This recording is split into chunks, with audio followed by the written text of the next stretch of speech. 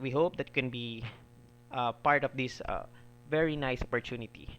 Okay, so basically there are simple ways to earn from this business. Actually, ang gagawin mo lang is yung mga bagay na talagang ginagawa mo. So, you earn money by taking a shower, brushing your teeth, washing the dishes, and sharing your experiences. These are the things that you normally do, but normally you don't earn from these activities.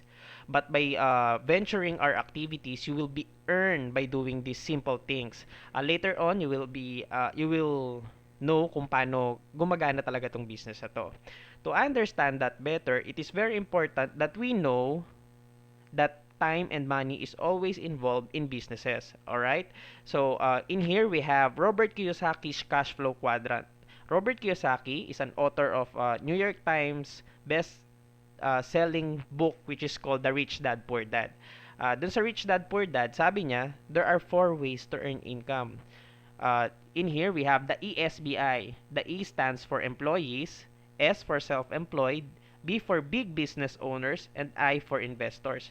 So, what is this for us? Uh, if we are on the left side of the quadrant, we have employees, we are or self-employed. We we work for money. You work for money. Time is equal to money. Bakit? Halimbawa, employee ka. That means no work, no pay. Kung di ka pumasok sa office, they won't pay you. The company will not pay you.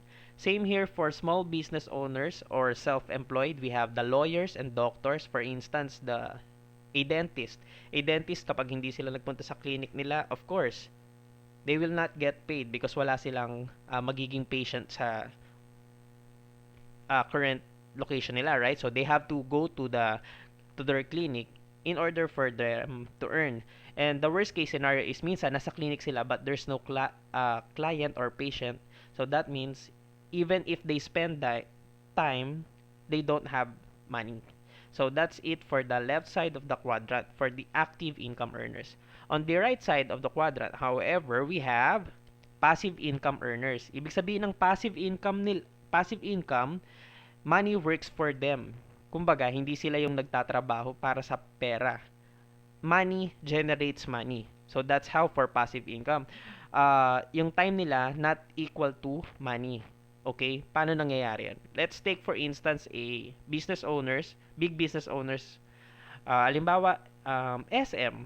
Si Henry Siba, the owner of SM, nakikita nyo sa SM as the salesman ng mga binebenta sa SM, 'di ba? Hindi naman because they have ang sabi ng sa Forbes magazine, you have to at you need to have at least 500 employees to have a big business. So dito, and as we all know, to have at least 500 employees, you need to have money. You need to have money. So their money works for them. So si Henry C, kahit magbakasyon yan sa Hawaii or kahit saan niya man gusto, the money just keeps on flowing. That's it. Ganun lang kasimple yung passive income. And for investors, ganun din. They spend a lot of money and their money earns interest or revenues for them. So, dito, kahit tunganga mode sila, they earn money. So, which do you choose? What type of income will you choose? Active income or passive income? You decide. Kami, ang gusto namin, passive income.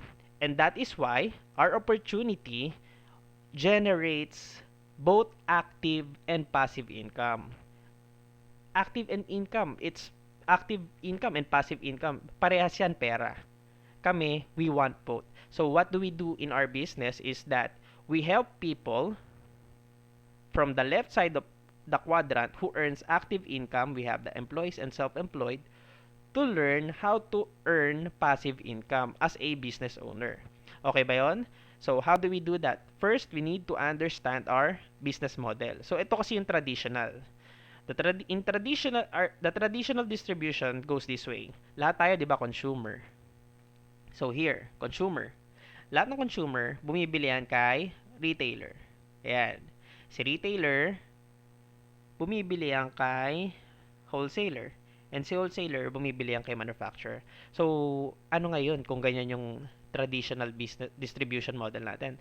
Okay, so ganito yan. it affects the price kung magkano yung ini-spend natin for a certain amount of product. For instance, a toothpaste worth 100 pesos. For easier computation, let's take halimbawa 100 pesos yung toothpaste natin. 30 pesos ng price ni-spend natin for the retailer. So, yung money natin, nadi-distribute din. 30 pesos ng price kay retailer, 30 pesos ng price kay wholesaler, 40 pesos ng price is kay manufacturer, which is yung gumawa nung product is si manufacturer. 40 pesos ng price.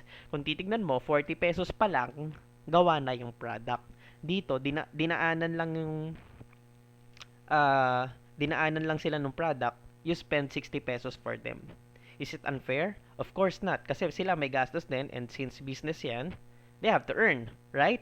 So, pero kung titignan mo, if we can buy directly from the manufacturer and eliminate these two, malaki matitipid natin, right? We should have spent 40 pesos only. Tama ba?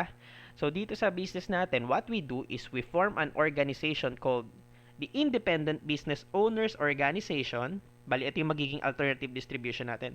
Wherein, we can buy directly from the manufacturer. And since we can buy directly from the manufacturer, we can use the product and retail the product. Okay. So, dito, meron tayong 30% discount. So, imagine, normally, yung ibang tao, nag-aantay pa yan ng sale. Just to avail 30% discount. Tayo, araw-araw sale. 'Di ba? So, this is an advantage kapag nag-join ka sa business na to. Every day, naka-sale kayo. Okay?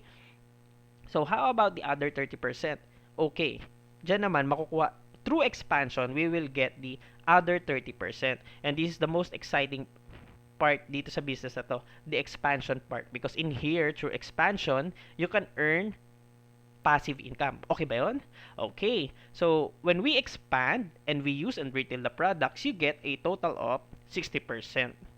Okay, so much more for yung retail, madali lang yan. It's just selling. So, you earn 30%. And the expansion, this is what we're going to discuss further because this will help us earn passive income. Okay, paano ginagawa ngayon yung expansion? Here's how it works.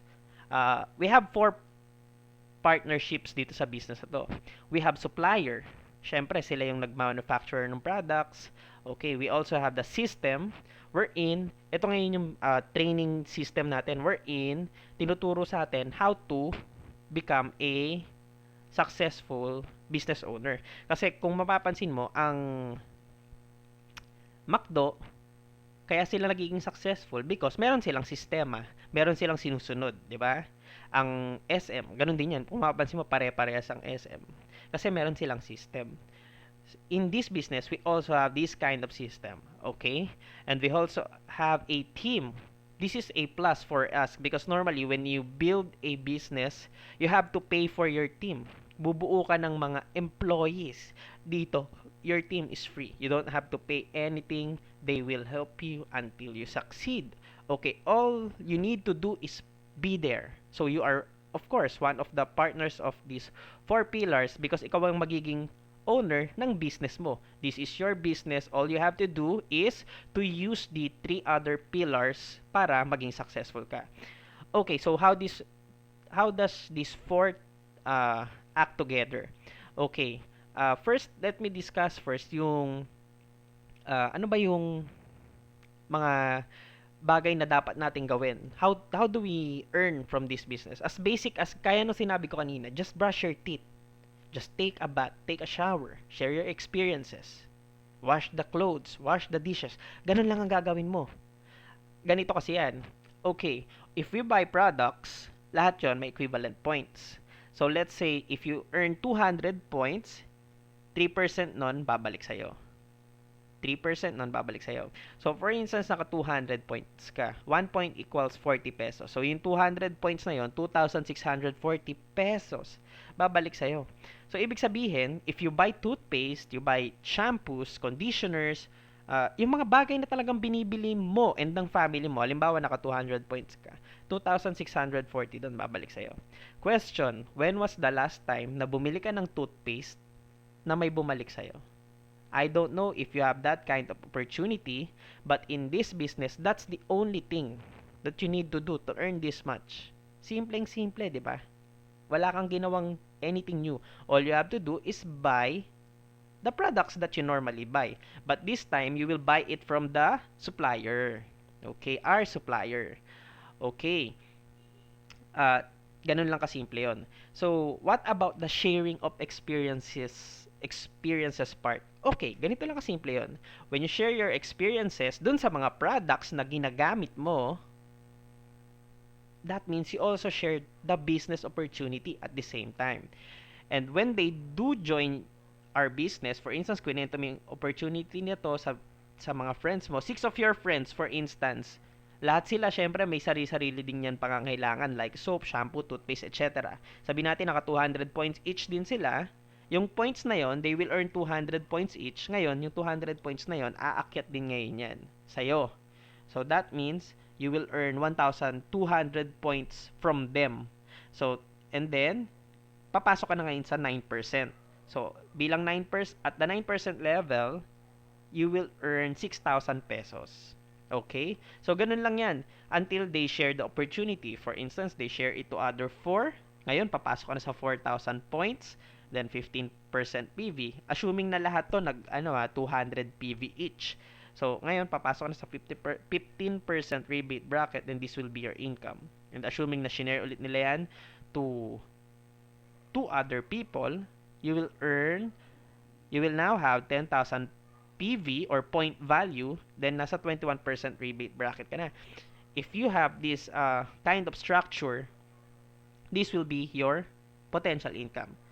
Sa 79 na tao, you will have 60,240 pesos. Take note, ang ginawa mo lang is yung normal things na ginagawa mo, like brushing your teeth, taking a shower, and the kwento-kwento part. Okay? Ganun lang siya kasimple. What if you want to earn more? Simple lang yan. In this business, the goal is to help other people reach 21%. And if you do that, halimbawa, yung isa sa friend mo, tinulungan mo maka 21%.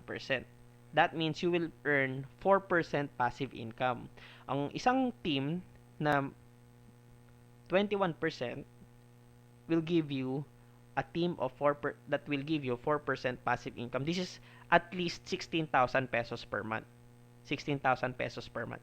Okay. In this structure, halimbawa tinulungan mo 2 teams at 21%. If you help 2 teams to reach a 21%, you will be called a platinum. A platinum earns at least 500,000 per year plus international trip for 2. Don't worry about the international trip for 2 because hindi yan work. All vacation yan, all expenses paid with allowance. Wala kang babayaran. Exciting eh? Exciting ah? Okay, so possible na kulang pa sa atin yan kasi yung iba sa atin medyo maluho. Okay lang yan. As long as they are willing to build more 21% team. So, halimbawa, nag-build pa sila ng more 21% teams. This 3 teams at 21%, you will be called an emerald. An emerald earns at least 1 million per year plus international trip for 2. Again, don't worry. Hindi work ang magiging gagawin mo dyan sa international trip for 2. Kasi, sa mga employees lang yan. You're not an employee. You are an entrepreneur. Okay. And dito, ang gagawin mo is magbakasyon and all expenses paid with allowance. Okay? So, possible na kulang pa sa atin yung 3 teams at 21%. It's easy. Just build more 21% team. And if you help build more 21% teams, you will be called a diamond. And a diamond earns at least 2 to 5 million per year and 2 international trips for 2. That's simple. That's simple. All you have to do is share your experiences, use the products. It's your product, then buy your own products, right? Bakit ka bibili sa iba? Ganun lang kasimple yung business natin. And if you do that, as long as you share this opportunity, you can earn this much. 6 teams at 21% team. Okay, kulang. Can it be more than that? Yes. There's no limit to the number of teams that you can build. As many as you want. Okay? 6 teams at 21%, you will be called a diamond. At this stage, I can say you'll be financially free already. Financially free. Do what you want, your money will come in. Papasok at papasok yan whether you like it or not. Alright, so that's all for our sales and marketing plan. We'll be back for part 3, which is the 4 pillars.